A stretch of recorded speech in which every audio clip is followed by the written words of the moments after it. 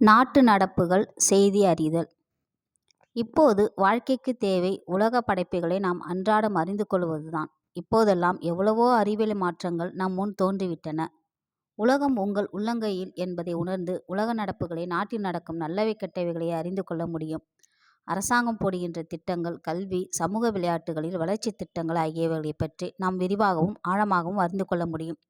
இப்படி அறிந்து கொண்டவைகளை வைத்து நாம் நமது திறமைகளை வளர்த்து கொண்டு தனக்கு விருப்பமான ஏதாவது ஒரு துறையில் சாதனை மனிதராக அல்லது சாதனை பெண்ணாக வலம் வர வேண்டும்.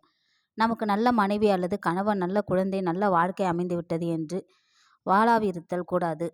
இன்றைய அறிவியல் உலகில் நம்முன் உள்ள திறமையை வெளிப்படுத்தி நாம் முன்னேறி நமது சாதனையை வெளிப்படுத்தி வெற்றி திருமகன் என்ற பெயர் எடுக்க வேண்டும்.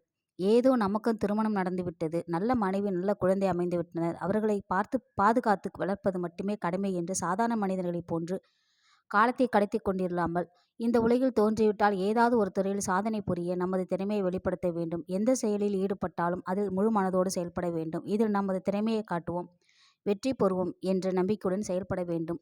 நுனிப்புல் மேய்வது காலத்தை விரயமாக்கும். ஆதலால் ஏனோ தானோ என்று எதிலும் ஈடுபடாமல் தனக்கு தெரியவில்லை என்றாலும் அடுத்தவர்களிடம் கேட்டு நல்ல வழியில் ஆக்கப்பூர்வமாக செயலாற்றுவதே மானிடராக பிறந்த நாம் ஒவ்வொருவரும் செய்ய வேண்டிய சிறந்த செயலாகும். பெண்ணின் பெருமை. கணவன் மனைவி இருவரும் மிகவும் அந்யோன்யமாக விட்டு கொடுத்து வாழ கற்றுக்கொள்ள வேண்டும். குறிப்பாக குடும்ப பின்னணியை உருவாக்க அந்த மனைவிதான் முழு முதற் பங்கு வகிக்க வேண்டும். 100 ஆண்கள் சேர்ந்து ஒரு முகாமைத்தான் உருவாக்க முடியும், ஆனால் ஒரு பெண்ணால் தான் ஒரு நல்ல குடும்பத்தை உருவாக்க முடியும் என்று கூறப்படுவது உண்டு. ஆகவே பெண்தான் குடும்ப ஒற்றுமைக்கு என்றும் ஊன்றுகோலாக திகழ்பவர். ஒரு ஆண் சரியில்லை என்றால் அது வீதியோடு நின்றுவிடும். அதே நேரம் ஒரு பெண் சரியில்லை என்றால் அது வீட்டுக்குள் வருவது மட்டுமில்லாமல் குடும்ப அமைப்பையே சீர்குலைத்து விடுமே.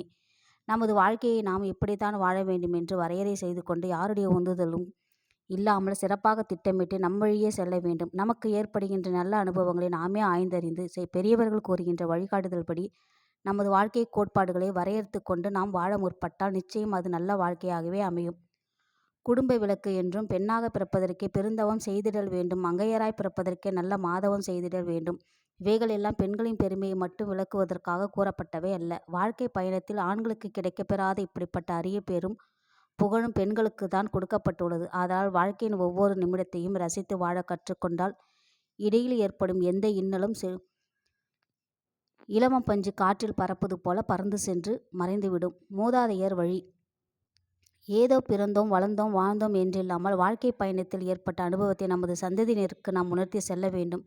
சிலர் தங்கள் மூதாதையர் வாழ்ந்த வாழ்க்கையை நினைவு கூர்ந்து பேசும்போது எவ்வளவு பெருமையோடு பேசுவார்கள் தெரியுமா? ஆம், அந்த வடு அவர்கள் சந்ததியினரிடம் அடைக்கலமாகிவிட்டது.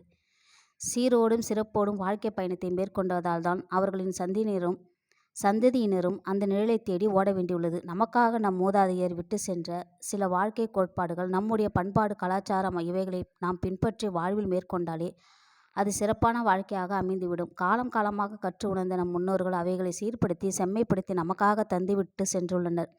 அந்த மேன்மையான கோட்பாடுகளை நாம் நமது வாழ்க்கையின் பாதைகளாக வகுத்து கொண்டு அதில் சிறப்பான பயணத்தை தொடங்க வேண்டும். இன்னும் வாழ்வில் வெற்றி பெற்ற மேதைகளின் வாழ்க்கையை திரும்பி பாருங்கள். அங்கே கல்லும் முள்ளும் நிறைந்துதான் இருந்துள்ளது. அப்படிப்பட்ட கரடு முரடான பாதையை பஞ்சுமெத்தை பாதையாக்க தாங்கள் மேற்கொண்ட வாழ்க்கை பயணத்தில் வேகத்தையும் விவேகத்தையும் கடைபிடித்து எதற்காகவும் யாரிடமும் தங்கள் கொள்கையில் விட்டு கொடுக்காமல் வாழ்ந்து காட்டி சென்றுள்ளனர். நம்மிடம் உள்ளது நமது லட்சியத்தையும் பாராட்ட வேண்டும். இரண்டையும் ஒரே நேரத்தில் எடுத்துக்கொண்டு முன்னேற முயலக்கூடாது. இரண்டு முயல்களை துரத்தியவன் ஒன்றை கூட பிடிக்கவில்லை என்று கூறப்படுவதை போல ஆகிவிடக்கூடாது.